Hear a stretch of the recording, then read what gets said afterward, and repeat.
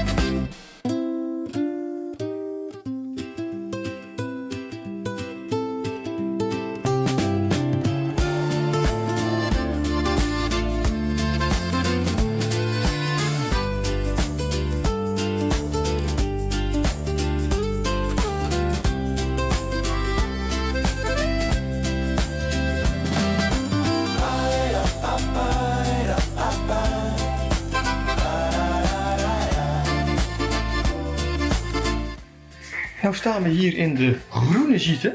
Dat is dus de tweede Gieten is dit. Ja, die andere was de blauwe. Ja. En deze Gieten staat eigenlijk op dat binnenplein, wat ik net liet zien. Met zo'n gezamenlijk eetgedeelte buiten. En wij zitten hier te denken, en we worden eigenlijk best wel enthousiast over de ruimte, maar niet als Gieten.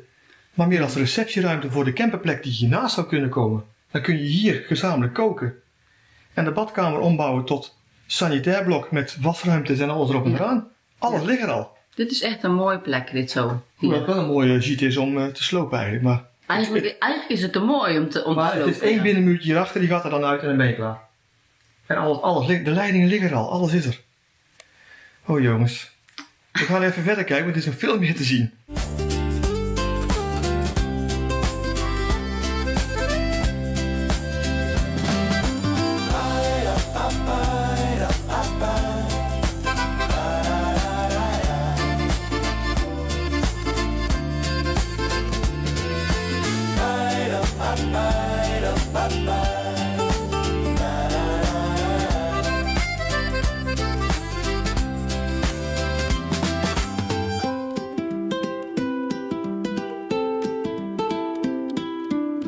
En sta je dan in die andere Gieten? Ook een mooie Gieten, de derde Gieten. Dat is de rode Gieten noemen wij deze. Ja, rouge. Ja. Maar deze zou je dus in plaats van die andere kunnen opofferen natuurlijk. Als receptieruimte en sanitair blok bovenin. Hij is wel kleiner, maar hij is ook gezellig. Maar deze zit ook meteen op het terrein hiernaast. En hiernaast is dan nog heel veel duizenden meters grond, Ja. waar dus die camperplek zou kunnen. Dus je hebt meteen een verbinding hiermee. Kan. Kan. Het is... kan. Ja. Maar we weten nog steeds niks. Maar we gaan even verder kijken, want we hebben het huis niet eens gezien. Nee.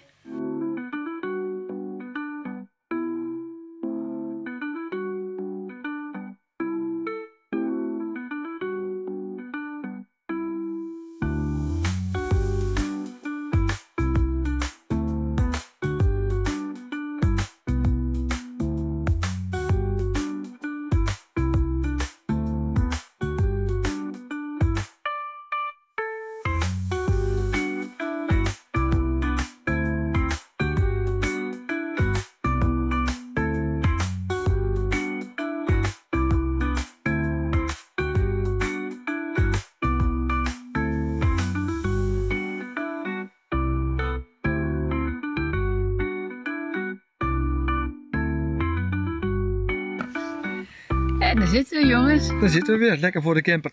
Ja. Wij gaan jullie weer vertellen hoe wij het hebben ervaren met deze bezichtiging. Nou, als allereerste, deze keer met een makelaar, was echt top. Ja, het was een nieuwe ervaring. Het was een Engelstalige makelaar van de groep Leggett, heet die geloof ik. Ja. En die heeft ons meegenomen en die heeft alles goed uitgelegd. Ik heb wel, het is wel een ervaringrijker, zal ik het zo zeggen. Een ervaringrijker. Ja, ik heb wel plus- en minpuntjes, maar die komen later wel een keertje. Maar... Ja, maar zoals jullie kunnen zien, of zoals jullie hebben kunnen zien, zijn wij gestopt bij het filmen van de keuken van het huis. Ja. En dat heeft eigenlijk ook wel een goede reden. Ja, wij waren, ja, heb je gezien, we zijn begonnen bij de gites en het terrein. Ja. En echt zo, ik werd bij ieder gite werden we enthousiaster. En Jij werd meer enthousiast ik vond dan het ik. echt heel leuk, maar op een gegeven moment ging jij ook zien, Ja. van die gite zou ik kunnen ombouwen. Ze dachten dezelfde denken om 1 gite op te offeren, om een soort receptie en een ruimte van te maken met een sanitair gebouw voor het land ernaast, om daar camperplekken van te maken. Dat ging allemaal en dat was allemaal geen probleem. Dus we werden best enthousiast. En toen kwamen we het huis binnen. En toen schrokken wij eigenlijk best wel. En niet zozeer dat er een nieuwe keuken in moest. En ook niet zozeer dat het huis een beetje rook. Want het rook een beetje naar een oude wond. Ja, ik kon een beetje Dat kan niks doen. Maar wij schrokken wel heel erg van de bekabeling. Dat was echt heel erg. Nou, kijk, dat je fanatiek camera's hebt hangen in je pand en eromheen is leuk, maar dit waren er heel veel en die kwamen allemaal dus in die keuken binnen. Ja. En dan gewoon open en bloot, gebundeld met tie wraps. Het was echt zo'n bundel. Ja. En oké, die trek je weg, zijn ze weg. Maar dat was alles, door heel het huis. Door het hele huis. Zelfs in de woonkamer hebben ze Hadden ze weggetimmerd, hè? ja, we hadden ze een koof gemaakt. Echt zo'n koof. Die hadden helemaal dichtgetimmerd om die kabels er maar niet te zien. Dus Op zich, ja. de kabels zijn weg. Maar dan ga je kijken naar de Elektra. En ik was al gewaarschuwd van, joh, let op, bij een huis waar Engelsen hebben verbouwd, moet je op een bepaalde dingen letten. Ja. Zoals platte bekabeling, verkeerde kleurcodes en verkeerde stopcontacten. En dat huis had ze allemaal. Ja. Daar zaten de elektrische wandcontactdoos in. Ja, met onze stekkers gaat dat niet passen. Dus dat zat niet goed. Er waren wel groepen vervangen. Ja. Maar die zaten aangesloten op de verkeerde kleur kabels. Ja. Dus dat moest gewoon allemaal opnieuw. Dan zei de makelaar die erbij was, zei, ik ken wel iemand die doet dat wel. Ja. Ja, maar dan komt de rest nog. Ja, want heel het plafond was lekkage geweest. En de vloer, dus op het plafond van de vloer van de vloerplaten, bovenverdieping. Ja, dat moet er eigenlijk helemaal uit. Want ja, die lekkage die was zo erg. Je kunt niet zomaar eventjes een deel eruit halen Ja, en dat weg. vervangen, dat gaat niet. Maar dan niet alleen. Er lopen van die hele oude balken. En je kent wel die grote dikke eikenbalken liepen van voor naar achter. Maar om dus die nieuwe vloer die ze hebben gemaakt voor de verdieping, hebben ze gewoon bij een doe-het-zelf die vierkant gezaagde balken gekocht, donkerbruin geschilderd. En met van die ijzeren beugels die je onder de carport gebruikt, hebben ze aan die oude balken hangen. En dan niet 1, maar wel 50. Ja. Alles was op die metalen dingetjes aan elkaar verzet. En dat kijk je zo tegenaan. Dat was zo'n zonde. Er waren zoveel tegens en wij dachten, ja, hier aan het begin gaan te beginnen. Dan kan de ziekte nog zo mooi zijn en dan kan het land nog zo mooi zijn. Maar ja, wij willen wel, met plezier willen wij wonen. Ja. En ja, we hebben... Alles is wel te fixen, hè? Ja, maar... Wij hadden genomen, oké, die keuken moet eruit. Je hebt het nog kunnen zien. Ja. God, daar is een keuken die is wel heel erg op. Dat ding kan eruit. Nou, de ruimte kun je opnieuw indelen. Ja. Maar dan kom je boven en dan is het houtje touwtje. Ja, sorry, maar we kraken normaal nooit een huis af. Maar ja, dit is ook geen afkraak, maar het is gewoon eerlijk wat we hebben gezien. Ja. En wat je op de foto's dus niet ziet, maar de schimmel op de plafonds, de vloeren die er zo lopen, waar een stalen pin van onderuit de vloer naar boven komt om de vloer vast te houden in je slaapkamer. Ik durfde zelfs bijna niet op die vloer te lopen, want zo schuin dat die was. En dan is het allemaal zelf in elkaar getimmerd. Ook niks mis mee. Maar dat hebben ze in een tijd van, ik denk, 50 jaar gedaan. En van iedere 5, 6 jaar zie je dat er een andere techniek is gebruikt en andere materialen. Dat zie je allemaal terug. Het is wel leuk om te zien hoe de geschiedenis is. Maar het past totaal niet dus. En dat zei de makelaar ook, ja, het kan er allemaal uit. Ik zeg, ja. Maar alles moet eruit. En ja. Maar wij zoeken zo'n huis niet. Nee, wij hebben gezegd van, weet je kunt dan onder de vraagprijs bieden. Nou, en dat is dan ver onder de vraagprijs. Maar dan moet er nog steeds €150.000 tegenaan gestimmerd worden om het weer te krijgen zoals wij het willen. Ik denk zelfs wel dat je €150.000 af zou kunnen krijgen om het er weer in te stoppen. Maar het is geen kwestie van geld uiteindelijk, het is een kwestie van tijd. En dat willen we helemaal niet. Nee. Wij willen geen huis met een verbouwing, want uiteindelijk blijven er dan gewoon 4 muren over. Ja. En je moet de hele binnenkant opnieuw inrichten en opbouwen. En dat kan echt hoor. En ook voor, ik denk dat je uitkomt met prijs ook. Jawel. Maar dat is een project waar wij helemaal niet willen. Nee. En ik was zichtbaar aangeslagen. Ik was zo enthousiast over die ziektes. Jij vond het heel erg jammer, Ja, ik vond het echt heel jammer. Alles klopte. Ja. Tot we daar kwamen. En dat is... tot we bij het huis waren. Het woondeel. En wij hebben al gezegd, bij ons moet het woondeel voorop staan. Ja. En het bedrijf wat je eromheen kunt bouwen, dat is in dit geval bijzaak voor ons. Wij willen dat onze gasten, ook onze gasten zijn en wij wonen daar. Ja. En niet dat wij ondergeschikt zijn aan de gasten, dat zie je vaak namelijk. Dat mensen zeggen, ik ga wel even in een ziekte wonen, of dat willen wij niet. Dus het is echt ons woonplezier. Zo willen wij dat niet. Nee, dat willen wij niet. Nee, inderdaad. Nee. Dus ja, dan moet je kiezen. En deze was een hele goede papier. Ja, toch niet. Maar wel een ervaring rijker. Wel een ervaring rijker. Dus het is er wel. Alleen, ja, we moeten nog eventjes verder zoeken. En ik moet leren hoe je door de gesprekken van een verkoopmakelaar heen kunt prikken.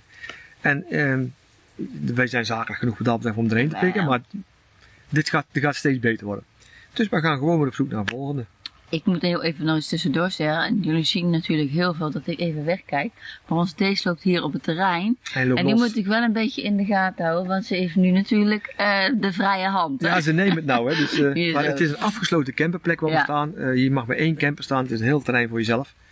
Maar ze kan nog heel erg eigenwijs. Nee, ze is daarin. Ja, of ze graaft er onderdoor. Je weet maar nooit. Het is een tackle, hè. Ja. Maar zoals we dan zeggen, ja jongens, dit is hem niet. Dit is ook weer een nee, helaas. Ja, je hoeft maar 1 jaar te hebben. Ja, nou ja, en ja, die komt er vanzelf. Ja, dus wij gaan nu weer verder rijden. We zitten op dit moment in de Charente nog steeds. En wij gaan morgen rijden richting de Creuse. Creuse, ik weet niet hoe dat precies uitziet. Gewoon kijken om te kijken hoe die omgeving is. Ja. En met een beetje geluk zien we daar ook wel leuke huizen. Ja. En jullie dus ook. Ja. Dus voor ons weer een leuk filmpje. Geef ons een duimpje. En tot de volgende. Doei doei. Doei.